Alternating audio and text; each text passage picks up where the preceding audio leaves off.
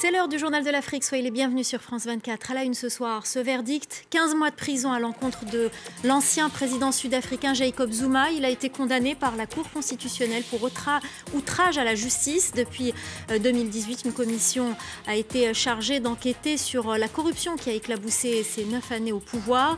Nous serons au Cap dans ce journal. Nous irons prendre la température en Éthiopie, où les rebelles tigréens ont repris la capitale de leur région, Mekele, et semblent avancer pour prendre d'autres villes. Les dernières informations avec notre correspondante Maria Gert Nicolescu. Et puis ce soir, nous allons aborder la situation au Burkina Faso avec notre invité Oussemi Tamboura, ministre burkinabé de la communication et des relations avec le Parlement et porte-parole du gouvernement. Il sera question de sécurité et de politique.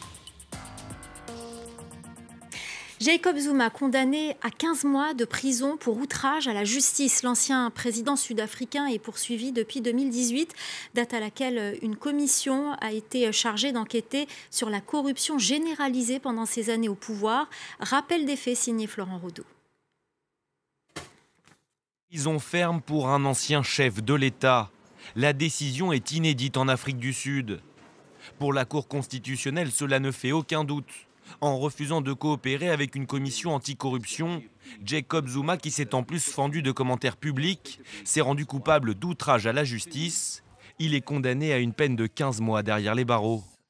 And the extent to which Mr. Zuma has attempted to justify his defiance through public statements is of no relevance. The Constitutional Court can do nothing but conclude that Mr. Zuma is guilty of the crime of contempt of court. Élu en 2009 et forcé à la démission en 2018, Jacob Zuma assure être non coupable, lui qui est notamment soupçonné d'avoir aidé les 3 frères Gupta à s'enrichir frauduleusement aux dépens de l'État. Ces riches hommes d'affaires d'origine indienne, dont le nom revient sans cesse lors des auditions de la commission anticorruption mise sur pied par le magistrat Raymond Zondo. Un grand déballage et des témoignages accablants. Des dizaines d'élus, chefs d'entreprise, hauts fonctionnaires et anciens ministres ont été entendus, l'un d'eux expliquant notamment le détournement au profit d'intérêts privés de 6 milliards d'euros des caisses de l'État. Déjà condamné à rembourser les 15 millions d'euros d'argent public dépensés pour la rénovation de sa résidence privée, Jacob Zuma, 79 ans, a désormais 5 jours pour se présenter à la police.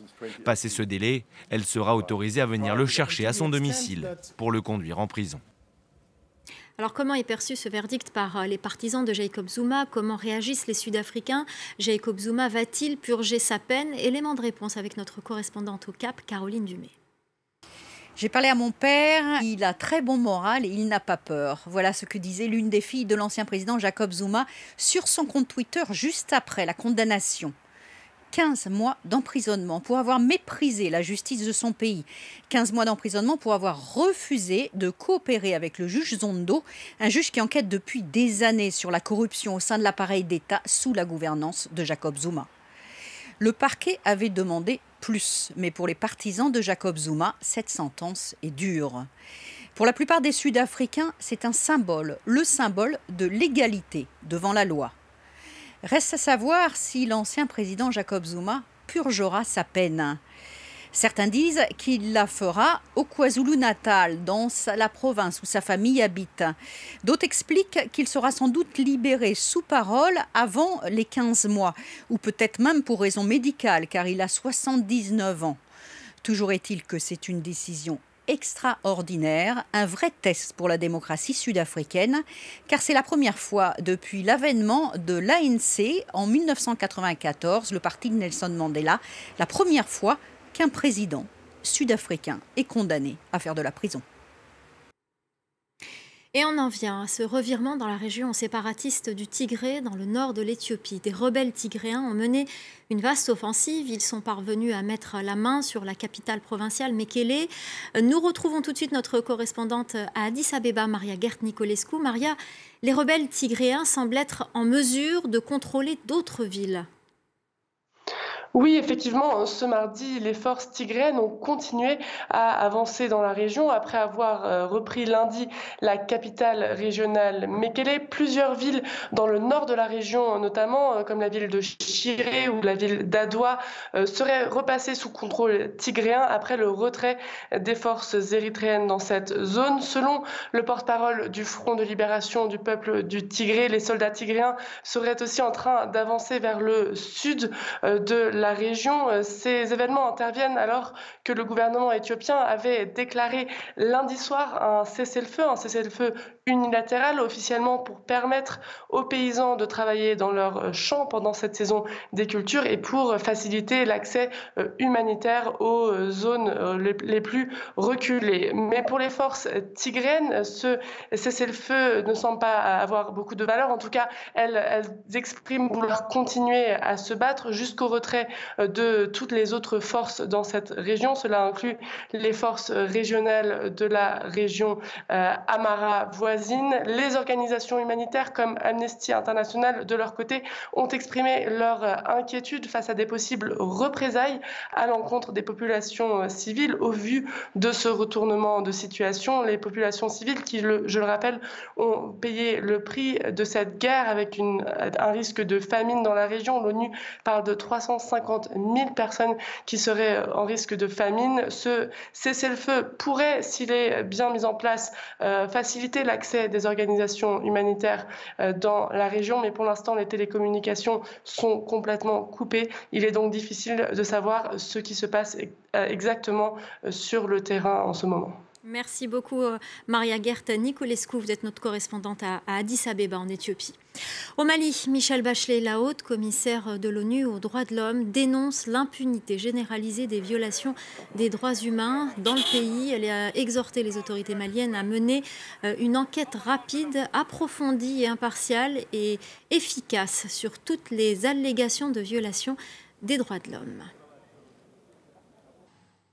Au Burkina Faso, 2 djihadistes présumés, dont le chef d'une base terroriste accusé d'avoir joué un rôle clé dans l'attaque du village de Solane, dans le nord-est du pays, ont été mis en examen pour terrorisme. Cette attaque avait fait, je vous le rappelle, au moins 132 morts. Un attentat qui reflète parfaitement la situation sécuritaire dans le pays, un sujet que nous allons aborder avec notre invité ce soir, Ousseini Tamboura, ministre de la Communication et des Relations avec le Parlement et porte-parole du gouvernement du Burkina Faso. Merci beaucoup d'être avec nous ce soir sur ce plateau. Alors, la première question qu'on a envie de vous poser, le Conseil des ministres aujourd'hui, ce mercredi, a été reporté sine die. Est-ce que cela présage un remaniement ministériel? Je ne saurais vous le dire. Il arrive souvent que le Conseil des ministres soit reporté pour bien de raisons. C'est arrivé déjà dans le passé. Certainement que le contexte caractérisé par le discours du chef de l'État ce dimanche annonçant des mesures, et ce report donc, de la session du Conseil des ministres de demain peut donc laisser penser qu'il y a prise de mesures, dont entre autres justement cette éventualité de remaniement. Donc vous ne savez pas encore, vous ne pouvez pas nous dire s'il y aura un remaniement prochainement au Burkina. Je ne peux le dire. Constitutionnellement, celui qui a le pouvoir de remanier le gouvernement, c'est le président du Faso. Je ne peux donc la décision est prise par le chef de l'État et non par le ministre que je suis. Et je n'ai pas reçu information que je puisse vous donner donc celle-ci. Alors, justement, vous évoquiez ce discours du président Roch Marc Christian Kaboré, un discours donc prononcé dimanche à 20h. Les Burkinabés s'attendaient justement à des décisions ce soir-là, donc le dimanche, notamment un remaniement ministériel, mais beaucoup ont été déçus et évoquent une certaine langue de bois. Notamment par rapport à la situation sécuritaire qu'on évoquait. Non, peut-être pas beaucoup. Je pense que c'est une perception que vous avez. Et le discours semble être une réponse à une attente, à des préoccupations, à des inquiétudes de la population, certainement dues aux violentes attaques terroristes ces dernières semaines.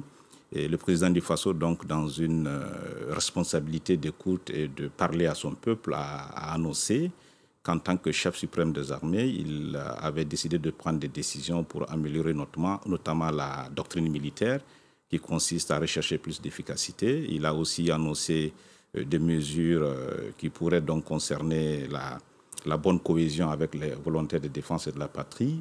Je ne pense pas que le discours soit le seul espace politique où on prend la décision. On peut annoncer dans un discours que je prendrai des décisions. Donc, nous attendons certainement cette décision. Donc, il n'y a pas lieu d'être dessus. C'est aussi cela un État. Alors, vous abordez, et on ne peut pas ne pas aborder cette question sécuritaire, il en a été question lors du discours. C'est un réel problème aujourd'hui au Burkina Faso. Les attaques, vous le disiez, se multiplient, les attaques djihadistes. On parle beaucoup aussi, un autre débat qui fait surface, c'est le dialogue avec les djihadistes. Certains chefs de village ont décidé de franchir le pas et de dialoguer avec des chefs djihadistes locaux. Est-ce que le gouvernement est prêt aussi à dialoguer avec les djihadistes? Oui, avant de reprendre... C'est une question qui se pose d'ailleurs aussi au Mali. C'est une question qui nous a déjà été posée. Nous avons déjà apporté des réponses bien de fois sur cette question. Mais permettez-moi, avant de répondre à cette question, de rappeler quand même que depuis 2015, et plus précisément, de façon précise, depuis le 15 janvier 2016, notre pays subit des attaques terroristes. Et donc, ça fait 5 ans que le pays subit donc ces agressions. Et il a bâti sa résilience, parce que le pays est resté dans ses fondamentaux. Il a bâti ses résiliences sur 3 piliers. C'est d'abord restructurer l'armée, la rééquiper, la recapaciter pour qu'elle puisse faire face à cette menace qui n'était pas dans ses cordes au départ. Et cette résilience aussi a été bâtie dans le renforcement du cadre juridique de lutte contre le terrorisme, parce qu'en fait, aussi, le cadre juridique ne permettait pas. C'est ainsi qu'on a créé des pôles judiciaires de lutte contre le terrorisme, et la loi qui pouvait associer, donc, qui permet d'associer les populations à la défense de la patrie. Et puis enfin, le 3e pilier de notre résilience, c'est d'associer cet engagement patriotique des populations. Alors, sur le point précis des négociations, vous l'avez dit dans votre question, il s'agit en fait d'une prise de conscience d'un certain nombre de leaders locaux, parce que vous savez que les régions les plus touchées sont des régions qui ont des frontières avec, potentiellement, qui ont des frontières avec le Mali et le Niger. Et il y a une prise de conscience au regard des dégâts que le terrorisme a pu causer dans ces localités, dans ces villages, dans ces communes. Une prise de conscience de dire oui, nous pouvons faire quelque chose. Nous ne pouvons pas simplement attendre que l'armée vienne régler le problème, puisqu'il s'agit aussi d'un problème d'esprit, un problème de discours. Nous allons donc demander aux terroristes, aux Burkinabés qui sont dans les rangs de ces groupes terroristes, d'abord de les quitter, parce que ce n'est pas normal que des Burkinabés s'enrôlent dans ces groupes et viennent agresser des Burkinabés, viennent agresser le Burkina Faso. Il s'agit aussi de faire en sorte que les jeunes soient prévenus dans une sorte de sensibilisation afin qu'ils ne s'enrôlent pas dans ces groupes. Donc, mais il y a aussi des dialogues et des négociations avec ces chefs djihadistes. Ce n'est pas que de la prévention, c'est aussi un dialogue. C'est aussi peut-être un aveu d'échec face à cette lutte contre le terrorisme. Non, cela se peut. C'est des initiatives locales. Le gouvernement ne peut qu'encourager toute initiative portée au niveau local. Donc le gouvernement encourage ce genre d'initiative. Écoutez, si dans une communauté, il y a des dispositions qui sont prises pour faire en sorte qu'il n'y ait plus d'attaques dans un village... Même si c'est dialogué avec des terroristes? Mais c'est ce qu'il parle aux terroristes. Il leur dit, écoutez, il faut quitter, parce que ce sont des Burkinabés qui sont enrôlés, qui ont pris des armes. Il leur demande de quitter ces rangs. Alors, est-ce que vous entendez que ce genre de discours peut choquer, et notamment que le chef de l'État français, Emmanuel Macron, a fait savoir que la force Barkhane qui est sur place n'est pas toujours en accord avec ses procédés, c'est-à-dire dialoguer avec les terroristes. D'ailleurs, comment réagissez-vous à l'annonce d'Emmanuel Macron de retirer... Il y a 2 questions. Vous posez 2 questions à la fois. Je ne sais pas comment vous répondre, mais je choisirai la dernière question. Comment on réagit? En fait, c'est une décision du gouvernement français. Mais est-ce que vous êtes inquiet de cette décision? Non. Nous sommes de ceux qui pensons que la coopération peut être utile dans la lutte contre le terrorisme. Mais il ne s'agit pas de déployer des Français sur le terrain quand nous pouvons le faire. Alors vous êtes en mesure de le faire? Je pense que le meilleur rôle de la France, c'est d'appuyer, c'est de renforcer techniquement les troupes africaines afin que ces troupes fassent la guerre, afin que ces troupes défendent leur territoire. Et puis je pense qu'il y a des espaces sur lesquels les pays occidentaux peuvent de plus en plus travailler.